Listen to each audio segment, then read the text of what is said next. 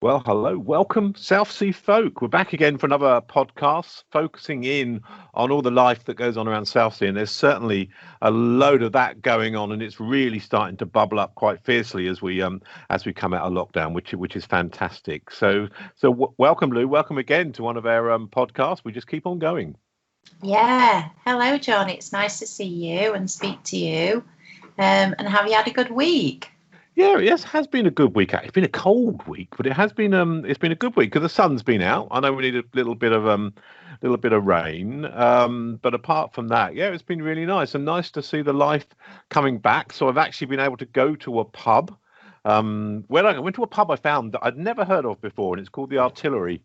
Where So is that, John?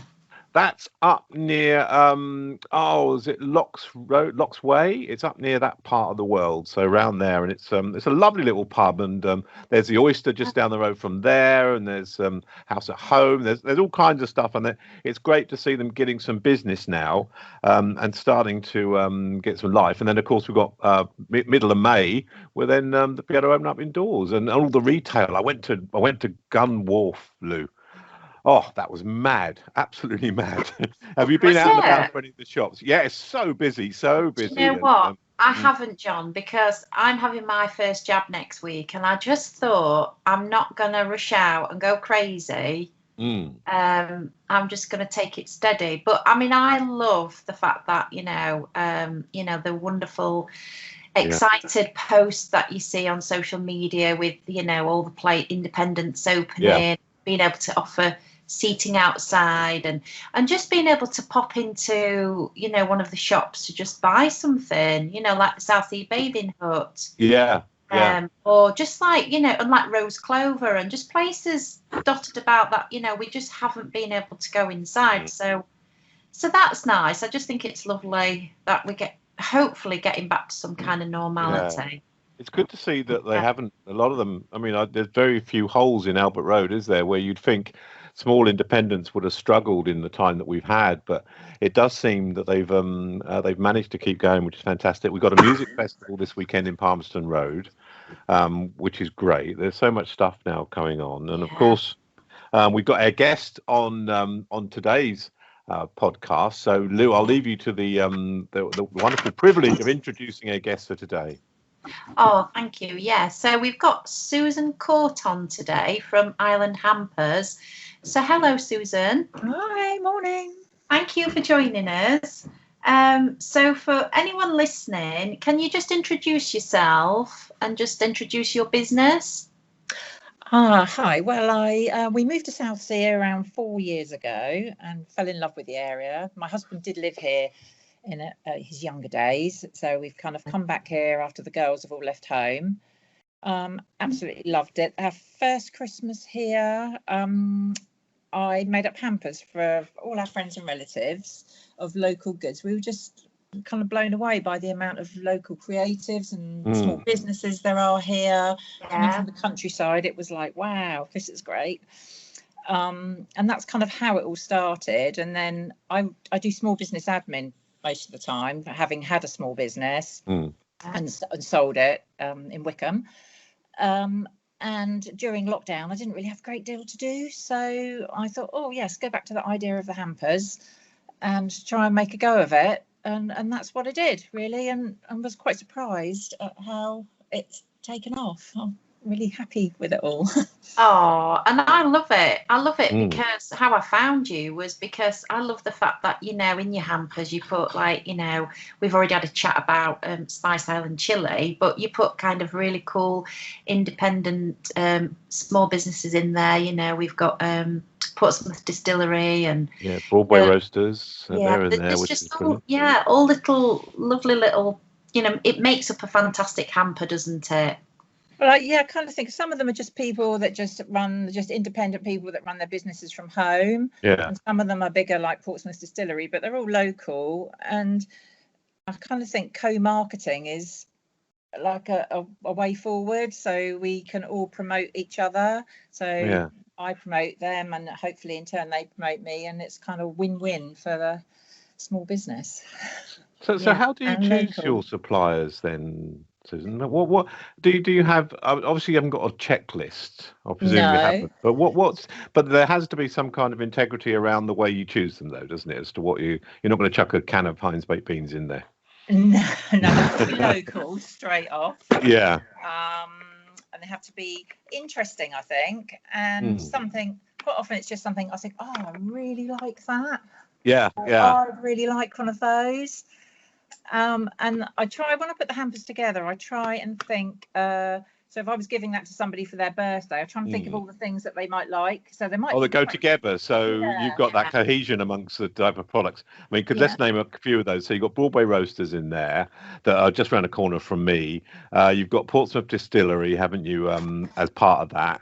There's also the chili sauce makers. The other ones I personally haven't dealt with. So just name a few of them. So we've got South Sea Chocolate. Yes, the chocolate. We've got Inspiration of Chocolate, who are from Gosport, so they're just across that bit of water. Port and Lemon, who do the lovely china and stuff. Oh yeah, they're lovely, really seasidey, aren't they? Yeah, really nice. South Sea Bathing Heart. Guga Soap, she's in Winter Road. They're all handmade soap. She's lovely, Anna. Yeah. Wasn't there a scent one as well? Wasn't there a scent? I've just done this one. It's Oud That's Island. it. Yeah, funny name. Yeah, but it's an instrument, a musical instrument apparently. Is a thing. I think in Dubai and places that you see lots of oud shops. It's like a perfume oil. But these are. This is one there. These are. Yeah, for everyone who's listening to this. Yeah. You can see that. They're like little refillable diffusers, so they're an essential oil, and you can hang them in the car or you can hang them in the wardrobe. I just thought and they smell so lovely. They're also a musical instrument. So when I did my research on this, I thought, oh, that sounds interesting. So Doctor Who character, the oud, and also a musical instrument. So there you go. I'm just the saucialists. That's another new one I'm just working with now. They do a barbecue sauce. Yeah, they're lovely, aren't they? And they're on about bringing out kind of a new sauce. You know, they're sort of building on a collection, aren't they? Yeah. And I think he's just like a work, from home sort of person. Adam is, And it's great, isn't it, to support these businesses that maybe they haven't got a huge marketing budget, they haven't got a shop front, so they need ways to distribute. Like Dwayne, one of the first, if not the only, coffee roasters in Southsea. I think there might be one other now. But just to get involved with that and find another way of getting their product out to the public is fantastic and good for both of you, isn't it? That's very symbiotic, that relationship there. Their coffee, when I put their coffee in, you choose your grind with it, and it is literally when I receive an order and it has the coffee in, I send Dwayne a message and then pop down and collect it, and it's ground straight just for that order. So it's lovely and fresh. That's cool. That's so cool, isn't it? It's a really good thing, because it's good coffee. I like a good coffee. I don't like to have a not good coffee. Yes, we invested in a coffee grinding machine just before Christmas as a little treat to me and my wife, and I don't have instant anymore. It's funny. Don't do it. So we have been in a situation at the moment with the pandemic, with lots of terrible things. I mean, it's so sad about what's going on in India. But the lockdown for us is easing. But what have you learnt during the time you haven't been able to get out and about and speak to people, etc.? What have you learned from this lockdown, Susan? I've learned that I like doing a jigsaw puzzle. Hey, nice. Whoever knew?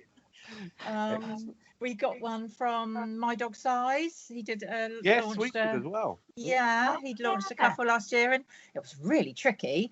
And we even framed it. We were so proud. I've done exactly the same, Susan. My wife got me for Christmas the You Complete Me one. And we loved it so much we popped it in a frame, so it's in the front room. I've got the eye. It's on my kitchen wall. It looks great. Oh, nice. Very nice. What else did I learn? I learned you don't have to travel far to be happy, and we live in such an amazing place. I still can't get over the fact that every day, no matter what time of the year, I feel like I'm on holiday when I go out with the dogs. I miss reading a good book. I just rediscovered that. I haven't done for a long time. Haven't had time. Yeah. All these things that we've sort of, discovered and learned that, slowing down a little bit. Yeah, it's nice. Yeah. Around all the time at 100 miles an hour, do you? Sitting on the beach with a glass of wine and watching the sunset. That's nice. Hell. Yeah, definitely. How lucky are we? Yeah. So what's next then, Susan, for Island Hampers? Have you got anything in the pipeline that you want to sort of share with us that you might have got coming up? I'm looking at the moment of doing some theming of hampers. So I'm looking around. I'm actually looking for someone that does tea. If there's anyone locally that does tea. I might be able to help you with that. That's great. And possibly personalisation. And there is somebody else that I'd quite like to work with locally that does like he's called Junkyard Funkyard. Oh yeah. Does the burning of into wood and things. Branding. Branding, that's it.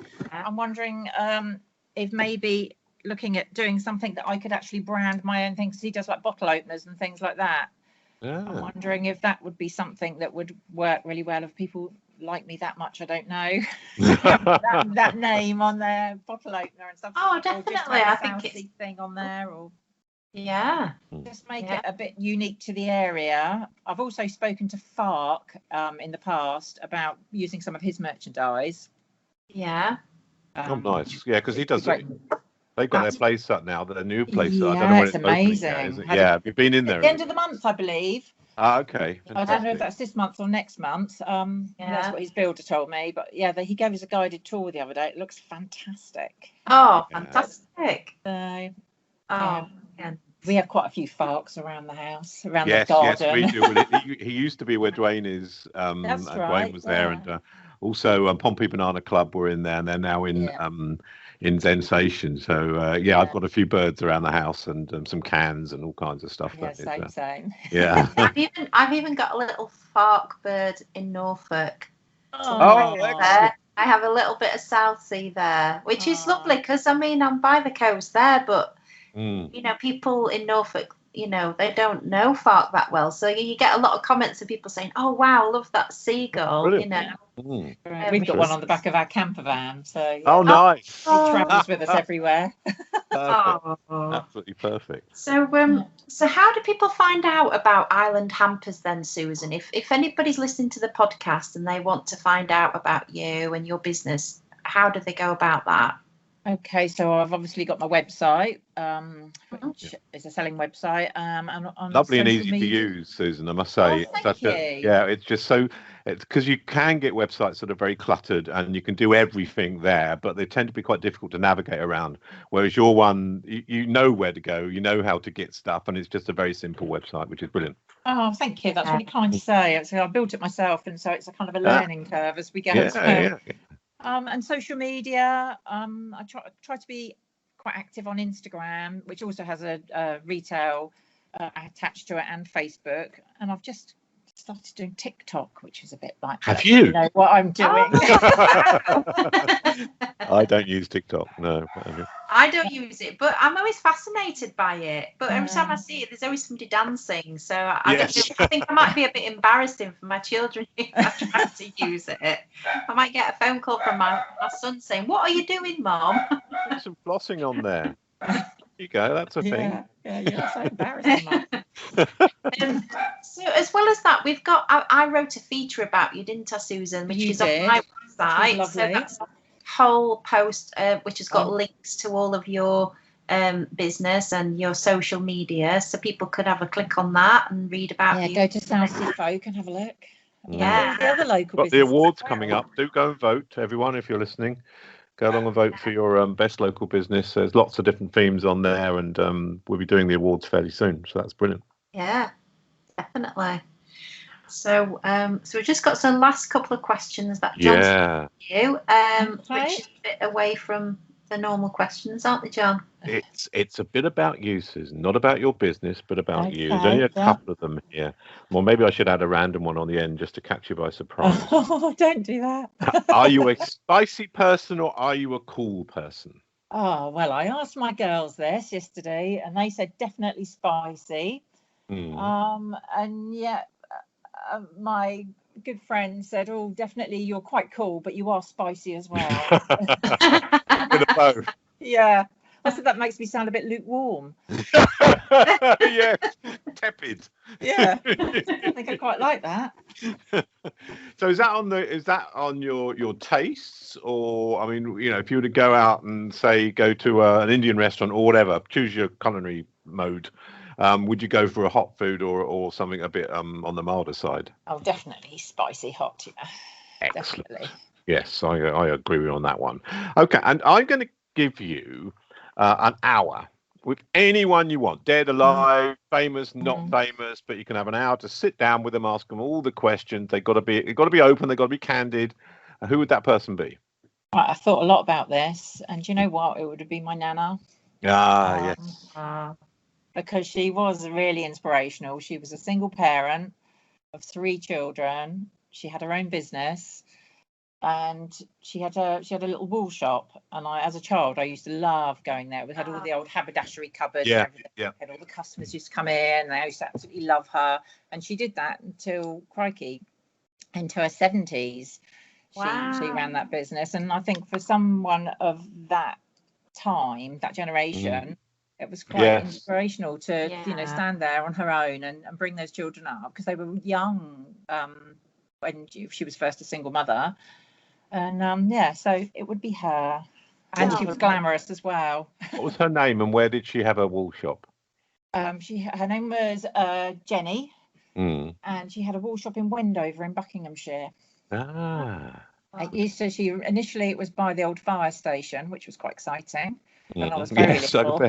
And then it moved to some they built some more shops, and it moved there. And I used to love going there. Yeah. She was, well, thank you, Susan, for that. Missed. I can imagine, and that's a lovely choice to do that. I think I would be the same as well for my grand. Yeah, exactly the same.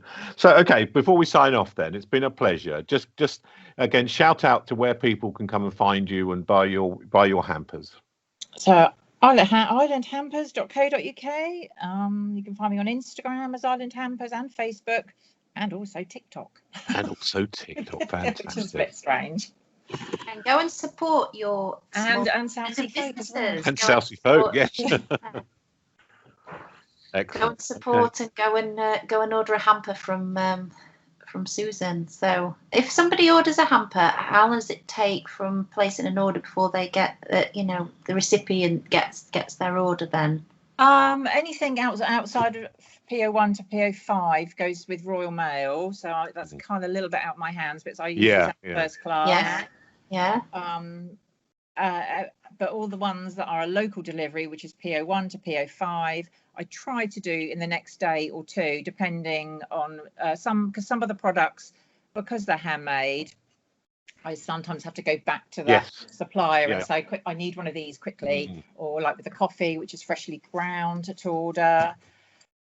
So my kind of. I'm surprised you used Royal Mail, Susan. I had a vision of you on one of those bicycles with the basket on the front. I do have a bicycle with a basket on the front. You do? Yes. But nothing past PO5, really. No. Well, fantastic. Thank you, Susan. Yeah, it's great to be back, Lou, isn't it, to be doing this again. We have a little gap now. Apologies. Much. Yeah, pleasure. Good luck. And I'll certainly be I'll certainly be going on and getting myself a hamper on there. So that's brilliant. Thanks. And hopefully we'll catch up soon, Susan. And we'll in the flesh. Southsea somewhere, and we'll catch up. Yeah, meet you in the real. Might see you down the coffee shop or down the Merchant House when it opens. Oh, the Merchant House. Definitely. That's one of our faves. Yeah, well, you'll definitely see John. You will be there. Yes, I've missed that place so much. Yeah. So much. All right. Well, take care, everyone, and we'll be doing this again at Southsea Folk Podcast. Let us know if you have any people that you maybe want to profile, or a business that you'd like to get involved in. Please do give us a shout. Take care, everyone. Please stay safe and be good. Bye bye.